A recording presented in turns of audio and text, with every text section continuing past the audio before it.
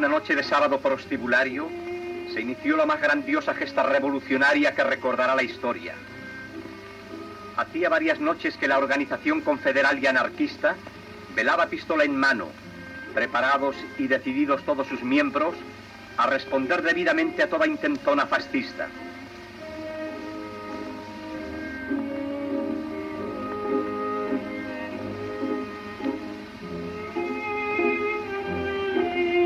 La falsa España de Pandereta inició una revuelta que fue sofocada rápidamente en Barcelona, pero que se manifestó en otros puntos de la península como guerra cruenta y sin cuartel. Nadie habrá olvidado de qué forma heroica se comportaron los hombres de la FAI y de la CNT.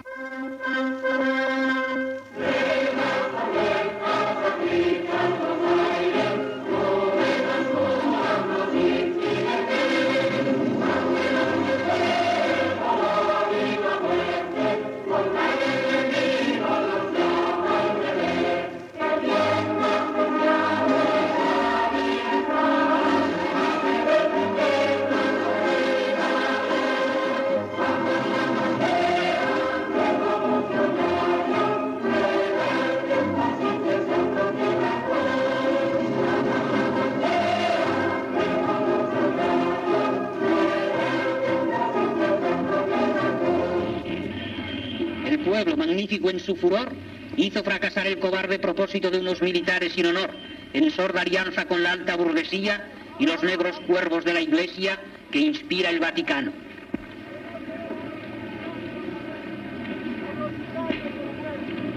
Hombres del pueblo, muchachos que luchan con el ardor de sus pechos juveniles bajo la bandera roja y negra de la FAI, bajo la roja enseña de las milicias antifascistas, levantaron barricadas contra la reacción en los puntos estratégicos de las barriadas obreras.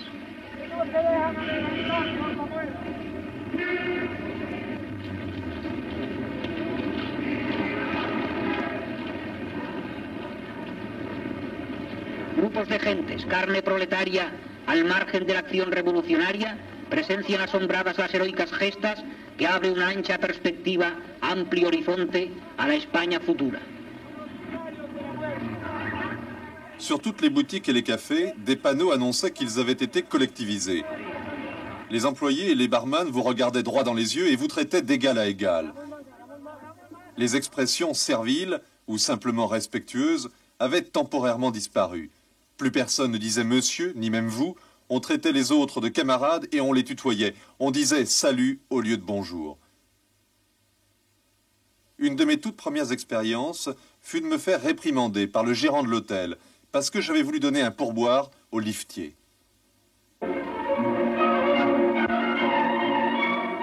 Los amplios comedores que antes ocupaban maquilladas y frívolas damiselas, grandes financieros, capitanes de industria, aristócratas ociosos y aventureros internacionales de toda la Haya, ahora están abarrotados de hombres y mujeres humildes que siguen el ritmo de la sociedad que se está creando. Barcelona trabaja y come. Esa es su fuerza y su virtud.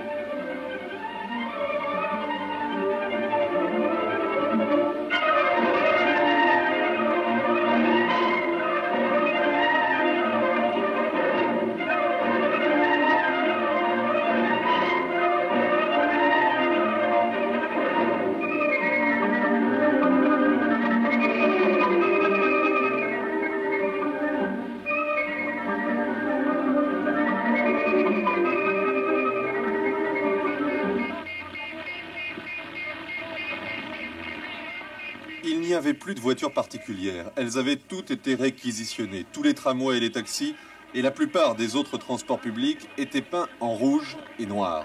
Partout, on voyait des placards révolutionnaires qui flamboyaient en rouge et en bleu éclatant, si bien que les rares affiches restantes semblaient maculer les murs. Au long des Ramblas, l'artère centrale de la ville où les flots humains montaient et descendaient sans cesse, les haut-parleurs diffusaient à pleine puissance des chants révolutionnaires toute la journée et jusque bien avant dans la nuit. Mais le plus surprenant, c'était l'allure de la foule. À en juger par l'apparence extérieure, c'était une ville dans laquelle il n'y avait plus de gens riches.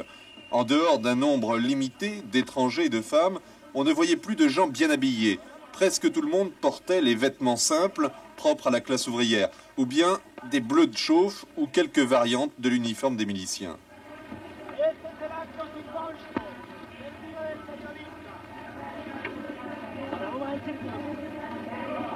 Tout cela était étrange et impressionnant. Bien des choses que je voyais, je ne les comprenais pas, et d'une certaine manière, elles me choquaient. Mais j'ai immédiatement compris que c'était un état de choses pour lequel ça valait la peine de lutter.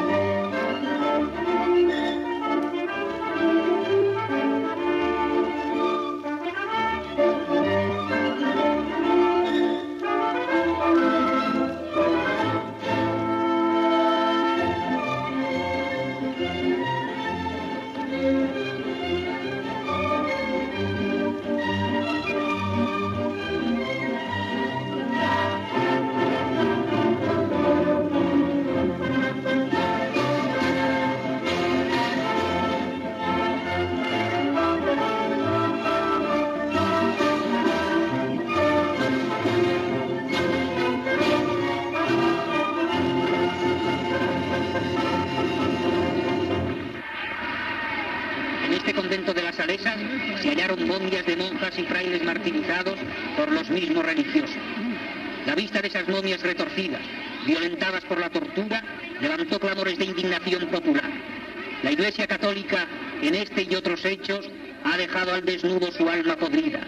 Ha deshecho en unas horas la mentira fabulosa de 20 siglos. Esos cadáveres petrificados en sus ataúdes constituyen la diatriba más áspera que se ha lanzado jamás contra el catolicismo.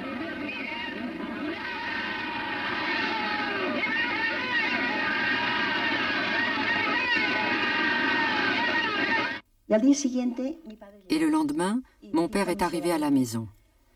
Il m'a dit à moi seul, « Je pars au front avec un groupe de compagnons du quartier, mais toi ne dis rien à la mère pendant au moins un jour pour qu'elle ne s'inquiète pas. » Je lui ai dit, « Mais pourquoi partez-vous au front ?»« Eh bien, c'est que nous devons continuer la lutte. Ici, le fascisme est vaincu, il faut continuer. » Alors j'ai voulu partir avec lui, mais il m'a dit, « Non, le front c'est pour les hommes, tu es trop jeune et tu ne peux pas venir avec nous. » Je lui ai dit, « Mais moi, je veux faire quelque chose pour la révolution. »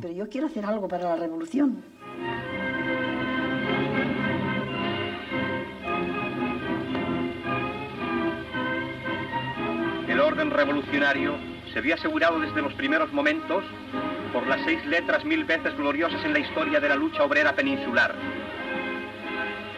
Testigo de esto es que solo después de los días más duros empezaron a campear otros rótulos sobre coches que ya sin riesgo alguno recorrían en alegres caravanas las avenidas de Barcelona.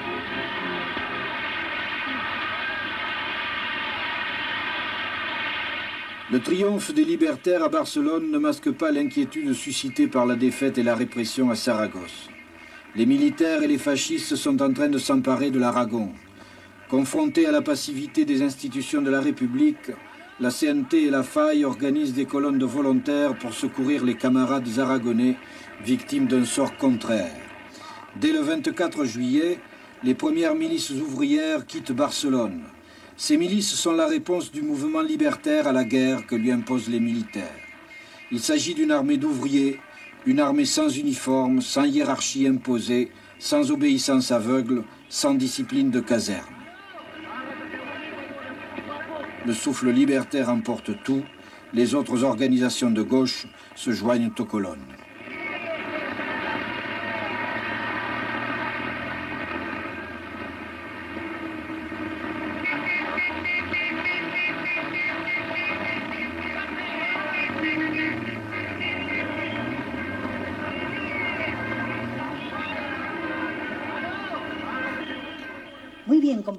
Très bien, camarade. J'ai ressenti alors une profonde émotion parce que jamais personne ne m'avait appelé camarade. Ils m'ont demandé si j'avais peur. J'ai dit non, non. Puis ils m'ont demandé si je voulais bien venir de nuit remplacer l'infirmière qui allait accoucher. Nous nous sommes mis d'accord et le soir, je suis partie au comité révolutionnaire du quartier.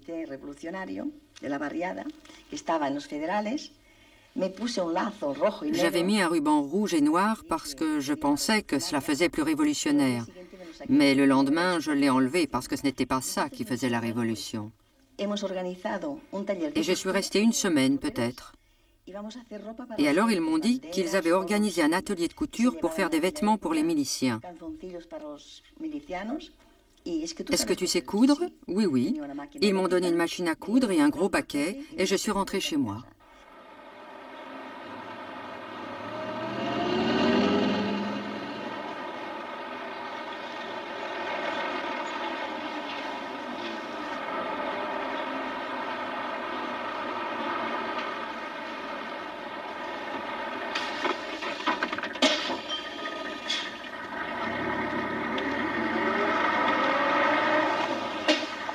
Parce que le cours du temps ne s'interrompt pas le 19 juillet, le mot d'ordre de grève générale antifasciste qu'a lancé la CNT s'avère insuffisant.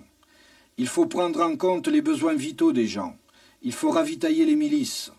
Alors les libertaires, qui sont désormais maîtres de la rue, saisissent l'opportunité de mettre en place un nouvel ordre social, ce communisme libertaire qu'ils portent en eux depuis si longtemps.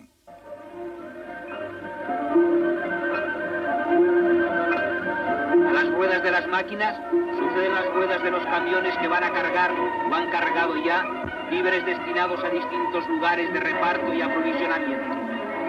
Por carreteras y calles van los camiones en direcciones distintas hacia el lugar de su destino.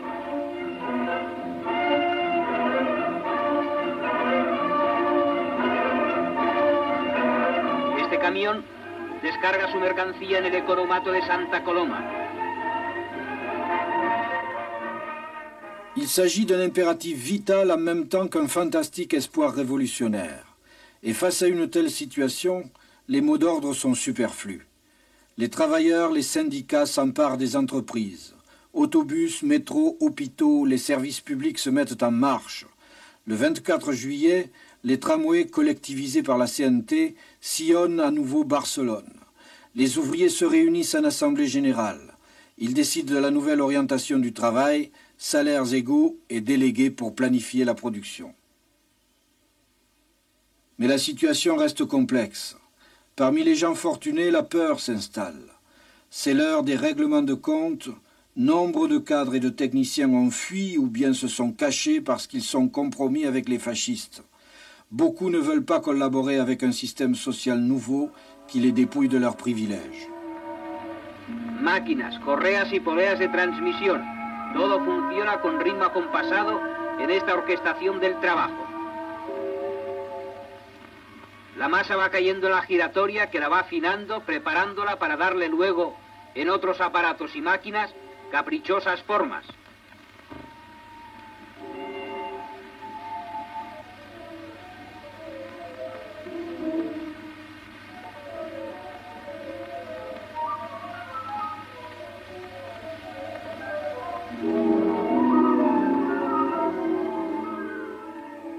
Les travailleurs doivent donc assumer toutes les responsabilités.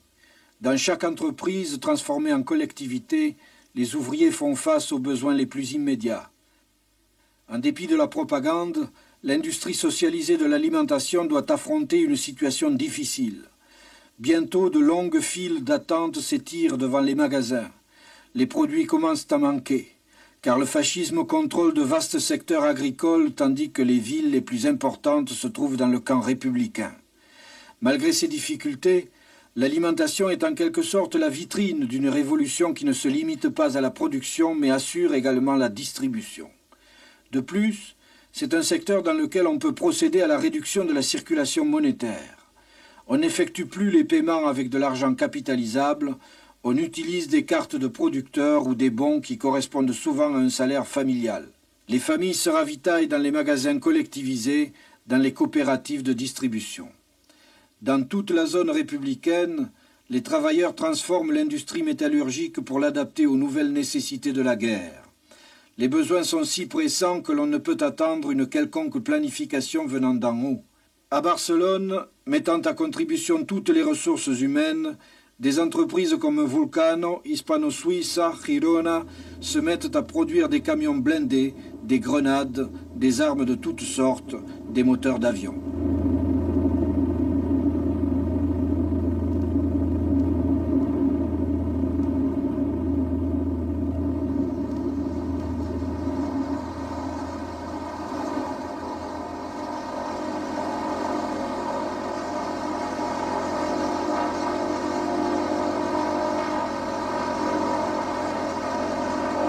En route pour l'Aragon, et en dépit du caractère spontané et improvisé de leur organisation, les milices restent la seule force capable de s'opposer au soulèvement fasciste. Et ces hommes vêtus du bleu de chauffe de l'usine, sans connaissances militaires sophistiquées, équipés d'armes disparates, vont tout de même gagner du terrain sur le fascisme et l'armée régulière. Un milicien tout déguenillé est arrivé chez nous avec un petit bout de papier écrit au crayon. « Chère compagne, c'était destiné à notre mère. Depuis que j'ai quitté Barcelone, je n'ai pu me changer. Je suis vraiment très sale. Envoie-moi un caleçon et un pantalon, etc. » En entendant cela, je me suis révoltée. Mais comment est-ce possible? Je suis tous les jours en train de faire des caleçons et mon père ne peut même pas se changer.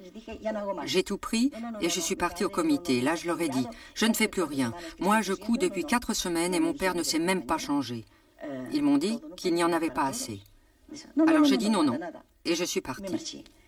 Mais en repartant à la maison, je me disais, et que vas-tu faire maintenant pour la Révolution? Je n'ai pas dormi de la nuit. Je me disais, il faut que je fasse quelque chose. L'action des milices qui luttent en Aragon dépasse la simple opposition aux forces fascistes. Dans les villes et les villages aragonais vibre l'espérance révolutionnaire. Mais la garde civile, les militaires, les fils à papa phalangistes imposent la force des armes. À Calanda, quand arrive la nouvelle du soulèvement militaire, le peuple s'empare de la rue jusqu'à l'intervention de groupes fascistes venant de Saragosse. Alors tout reste en suspens. Les militants en prison, la ville soumise à la répression. J'avais 2 frères coiffeurs, et durant ces 6 jours de domination fasciste, j'ai travaillé avec eux. Le 26 juillet, on annonce l'arrivée des milices catalanes, qui n'étaient même pas des libertaires pour nous. Alberto Aguilar avait quitté le maquis où il s'était caché, et il était venu au village pour se raser et pour recevoir les milices. C'est un des compagnons qui n'a été arrêté ni en 1933, ni en 1936, parce qu'il s'était enfui dans la montagne. Un compagnon très habile, qui est mort il y a 6 ou 7 ans ici, près de Toulouse. Et comme on était en train de s'occuper du compagnon Aguilar, la nouvelle arrive. Les milices sont là. Il n'a pas attendu. Avec la serviette et le savon, il est sorti pour voir si les milices arrivaient réellement. Avec les milices en marche, avec les républicains défaits, parce qu'ils voyaient qu'en réalité le fer de lance contre la droite c'était la CNT, il fut facile depuis le balcon de la mairie de proclamer le communisme libertaire.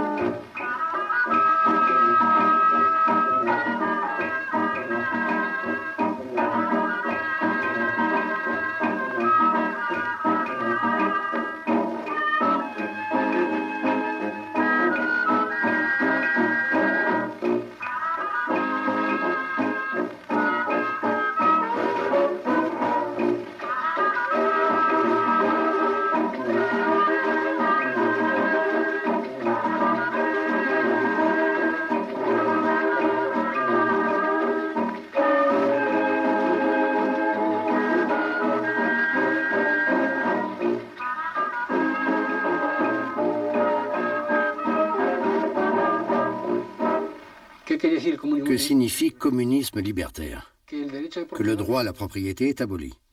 Que posséder ne se justifie aucunement.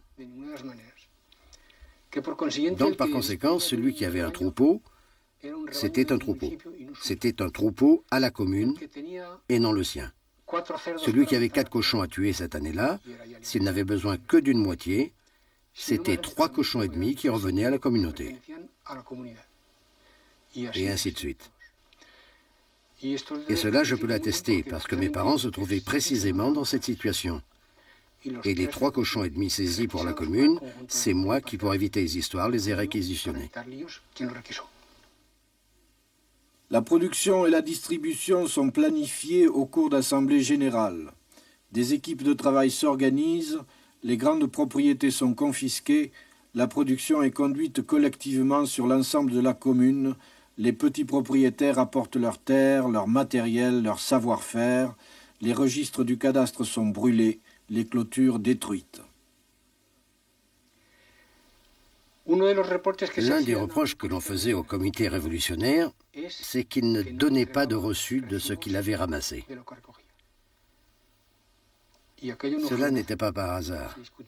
On avait beaucoup discuté pour donner ou non des reçus pour les produits qui s'accumulaient dans le magasin général. Et on avait conclu que donner des reçus, c'était reconnaître la propriété. Et comme elle avait été abolie formellement depuis le balcon de la mairie, il ne fallait donner de reçus à personne. Au contraire, pour justifier la distribution, il fallait noter sur le registre ce que chacun recevait. D'abord pour que chacun ait sa part, et puis pour éviter les spéculations. Du point de vue révolutionnaire, c'était la meilleure position que l'on pouvait prendre. Que cela ait pu donner lieu à des abus, c'est possible. Mais à Calanda, il n'y en a pas eu un seul. Il y avait la Fédération des collectivités. Nous pratiquions le troc des marchandises. Nous apportions des haricots, par exemple, et on nous donnait des pois chiches. La collectivité d'Alcaniz avait des chaussures, donc elle nous donnait des chaussures. En ce qui concerne l'approvisionnement pour les besoins de la collectivité, c'est-à-dire de la commune, parce qu'avant d'être une collectivité étrangère à la commune, c'était la commune tout entière. Donc pour l'approvisionnement, avant la guerre déjà, le syndicat, pour ses adhérents, était en relation avec l'entreprise Cross. Ce fut facile de recontacter cette entreprise pour qu'elle continue à nous fournir les engrais.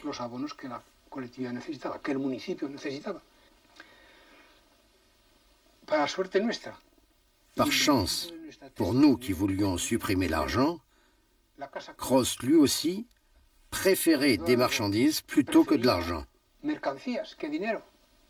Par conséquent, on n'avait pas besoin d'argent pour continuer à être approvisionné en engrais. Il y avait l'échange de marchandises. Et c'était ainsi avec l'industrie de l'habillement à Valence, l'industrie de la chaussure, beaucoup d'industries. Le système était le même. L'argent, nous le gardions pour les achats extérieurs au secteur collectivisé. Calanda est allé jusqu'au bout. Tu veux être individualiste parce que tu n'aimes pas travailler en équipe? Eh bien, tu seras individualiste. Mais l'économie est à tous. À la longue, tu verras que toi, avec tes efforts, tu ne fais pas le 8e de ce que fait une équipe de 8. Tu auras besoin d'une paire de mulets pour travailler la terre. Or, on peut sans problème travailler toutes les terres de Calanda avec 4 tracteurs. Avec les collectivités, on est très loin de la dictature du prolétariat d'inspiration soviétique. Il s'agit d'un mouvement qui fonctionne de bas en haut. Il substitue la solidarité et l'appui mutuel à la concurrence capitaliste. Et sa dynamique, il prétend l'alimenter par la force de l'exemple. Le mouvement est si vaste, la transformation si radicale, que de nouvelles structures sociales, d'autres perspectives d'action plus unies et plus solidaires se font jour.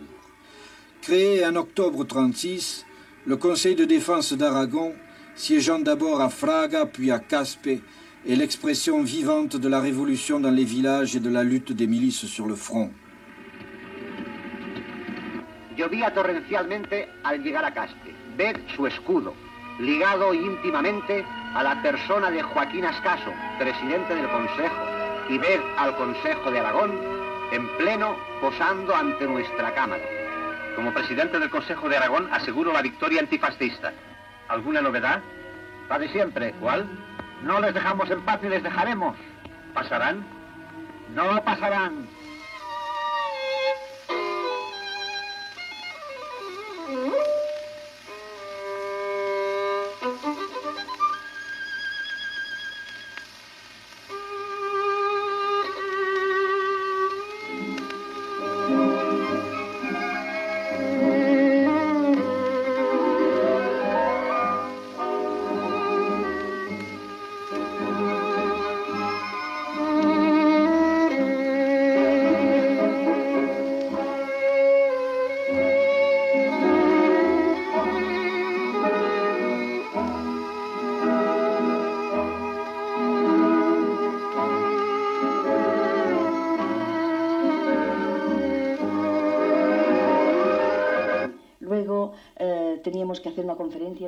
Puis nous devions faire des conférences. Nous allions coller des affiches jusqu'à 2 ou 3 heures du matin. En plus de ces conférences, nous avions une action quotidienne. Nous récupérions les enfants du quartier et nous leur donnions des cours. Et comme c'étaient les enfants eux-mêmes qui posaient des questions, ils étaient beaucoup plus intéressés et ils avaient une grande envie de savoir. C'était une autre méthode. Ils se passionnaient tous. Et ce que je ne savais pas, quand je rentrais à la maison, je restais jusqu'à 2 ou 3 heures du matin pour l'étudier et le lendemain pouvoir répondre à ces gamins. Sinon, je demandais aux compagnons, « Tiens, ils m'ont demandé cela, que vais-je leur dire ?» De plus, le dimanche matin, comme nous sortions déjà ensemble tous les deux, parfois nous emmenions les enfants à la campagne et nous leur donnions des leçons de choses sur les plantes, les fleurs. Nous étions allés au parc pour leur montrer les poissons et tout ça. Ces enfants avaient un grand désir d'apprendre, une passion merveilleuse.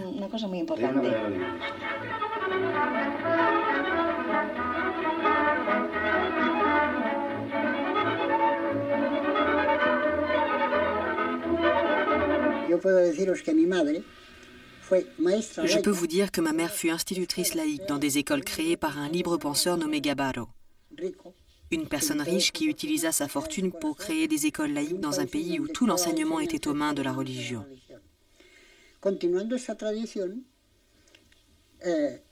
Poursuivant cette tradition, nous trouvons le formidable essai qui lui coûta la vie de l'école moderne de Ferrer. Ferrer est tué en 1909. En 1910, la CNT est créée. Et la CNT fait en sorte qu'à côté de chaque syndicat, il existe une école rationaliste. Ensuite, il y eut des initiatives individuelles qui furent très importantes. Mes parents, en créant en 1898 la Revista Blanca. L'essai de Giner de los Ríos avec l'institution de l'enseignement libre. Et ensuite, l'œuvre ignorée et méconnue du camarade Sánchez Rosa en Andalousie, qui écrivit L'avocat de l'ouvrier, l'arithmétique de l'ouvrier, la grammaire de l'ouvrier. C'était la bibliothèque de l'ouvrier offrant aux travailleurs les moyens de se former pour se défendre dans les luttes sociales. Ces écoles étaient gratuites. Les syndicats se cotisaient pour payer les frais de ces écoles. Les instituteurs, en majorité, étaient des bénévoles. L'œuvre culturelle réalisée par le biais des Athénées, de ces écoles rationalistes, de ces bibliothèques, de tout ce que fit la Revista Blanca, de ce que fit Sánchez Rosa, de ce que d'autres firent, tout cela forme un ensemble. C'étaient des enfants de 10, 12, 13 ans. Ils lisaient les journaux et ensuite ils allaient à l'école. Et les parents de ces enfants venaient à l'école du syndicat. Et là, ils apprirent beaucoup de choses. Le village était formidable. C'est un malheur ce qui est arrivé, car le village répondait très bien. L'école de mon époque. Tu entrais à l'école. La première chose à faire était de hisser le drapeau, puis de chanter un hymne au drapeau, puis de prier. C'était à peu près tout.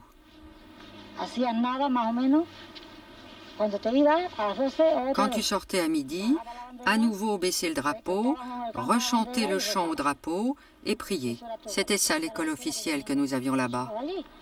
Le syndicat, dès sa création, avait organisé une école du soir dans ses propres locaux.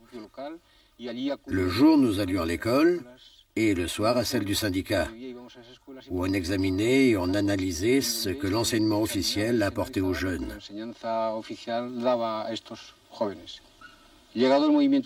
Au moment du mouvement de 1936, ce local était un couvent. Et le syndicat n'avait pas mis plus de 10 jours pour y monter ce que l'on a connu ensuite, comme le groupe scolaire Francisco Ferrer, où on avait introduit notre littérature de l'école rationaliste et où on avait employé tout le personnel de l'école officielle connue à Calanda pour qu'il s'occupe de l'enseignement des enfants.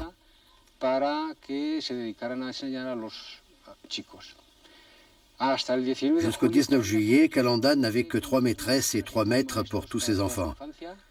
Et à partir du jour où la CNT s'est occupée de l'éducation, Calanda a disposé de 18 classes. La Novella Ideal fut fondée en 1925, en pleine dictature. Nous eûmes recours à ce procédé pour faire de la propagande pour l'amour libre, de la propagande anticléricale, de la propagande contre l'État, enfin toutes sortes de propagande qui ne pouvaient passer par le biais d'une revue ou d'un journal et qui passaient mêlées à une histoire d'amour ou à un conflit familial dans la Novella Ideal.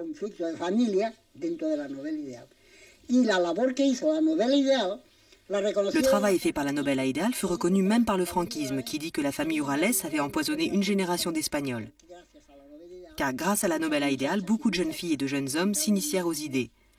D'abord, ils lisaient la Novella Ideal, puis ils commençaient à lire des brochures et finissaient par lire les journaux et les revues. Peu à peu, se formaient des consciences.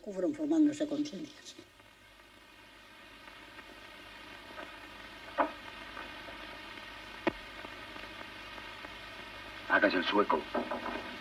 Adelante. Lávate esa cara, so puerco, que te la has llenado de tinta. ¿El Valencia? Yo. ¿Qué pasa? ¿La documentación?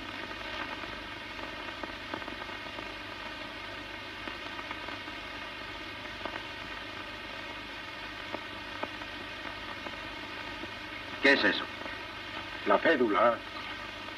¿Qué mejor documentación puede presentar un obrero que sus herramientas de trabajo?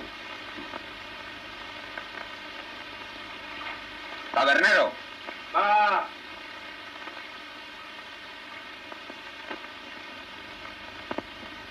¿Qué desean?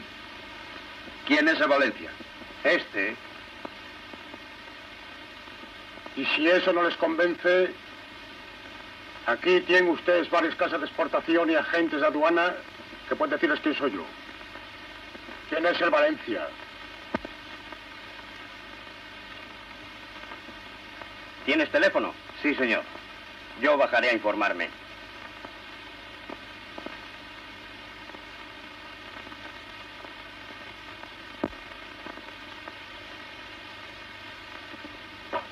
Conforme. ¿Y ese quién es? Un sueco. ¿De nacionalidad sueca? No, de oído. ¿Cómo se llama? De solapas. No, su nombre propio. A ver, venga la documentación.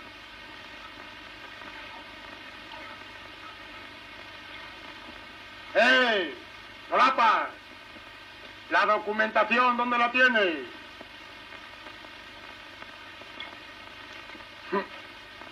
Con este animal no hay manera de entenderse, es más sordo que una tapia. Aquí debe estar.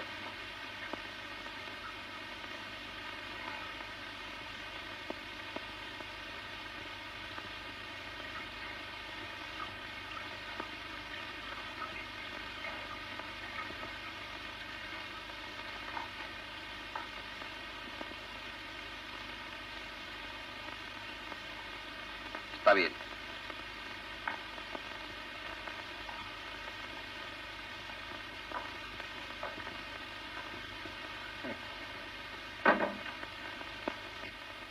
Le syndicat CNT du spectacle a collectivisé l'industrie cinématographique et se charge de la production. L'art, la création et la technique sont aux mains des travailleurs eux-mêmes et le cinéma participe à l'élaboration d'une culture différente.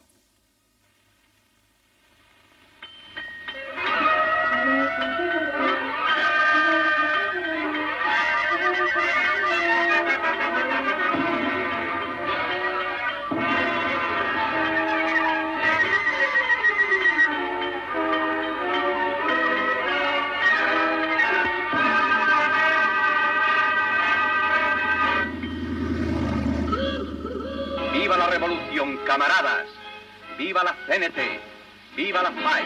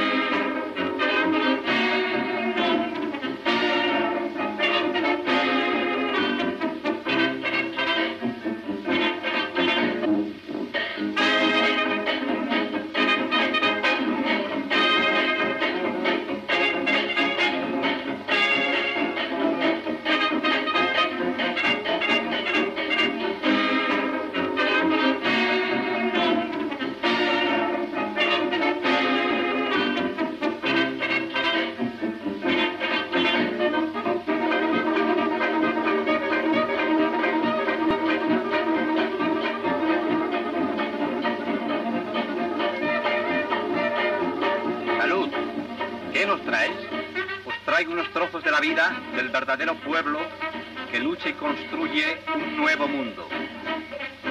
¿Qué título llevará? Bajo el signo libertario.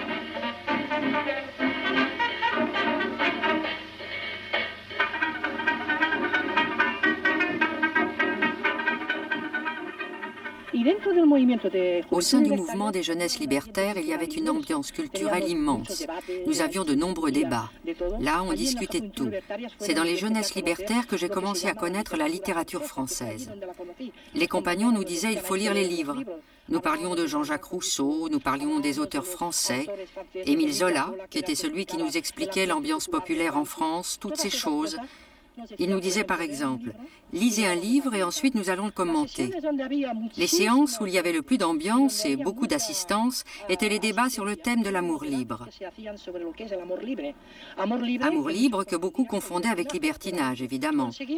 Quand Federica Montseny fut ministre de la Santé dans le gouvernement de la République, nous avions obtenu une chose immense qu'à ce jour on demande encore en Espagne et qui n'est toujours pas obtenue, l'avortement libre et gratuit.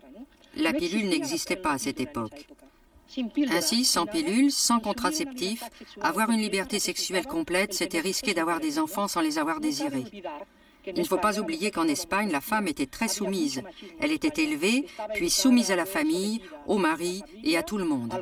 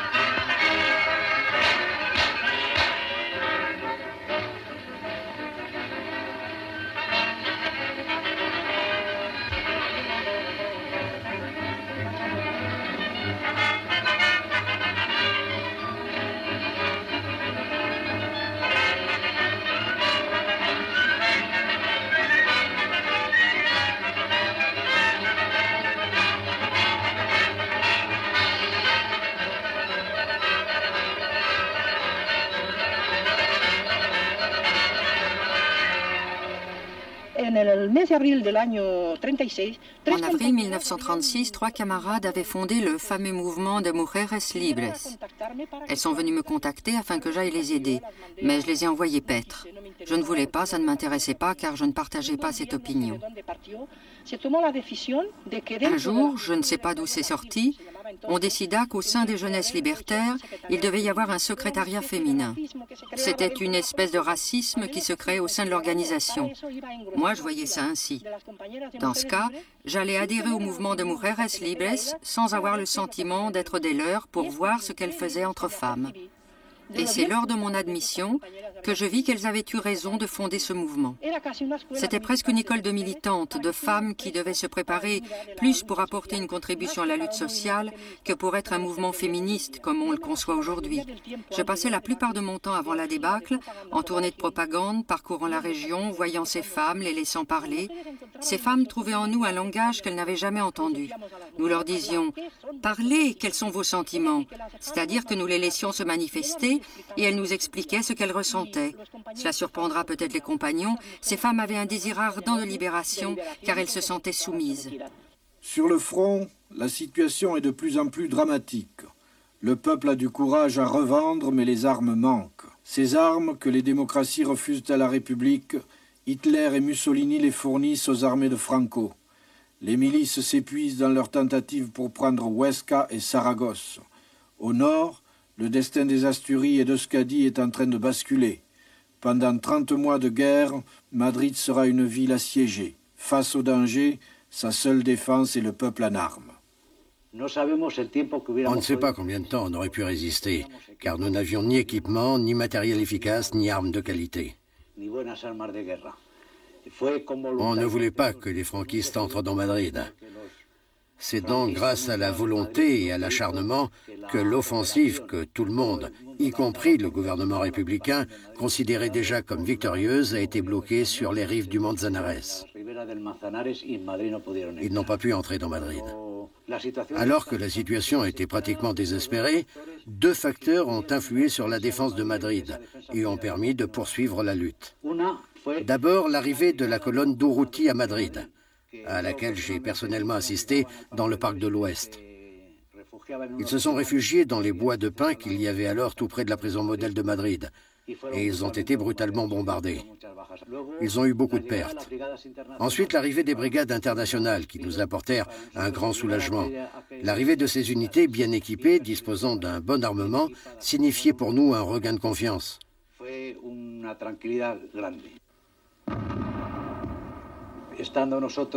Alors que nous étions sur le parapet en train de tirer, un groupe de conducteurs de tramway de Madrid est arrivé.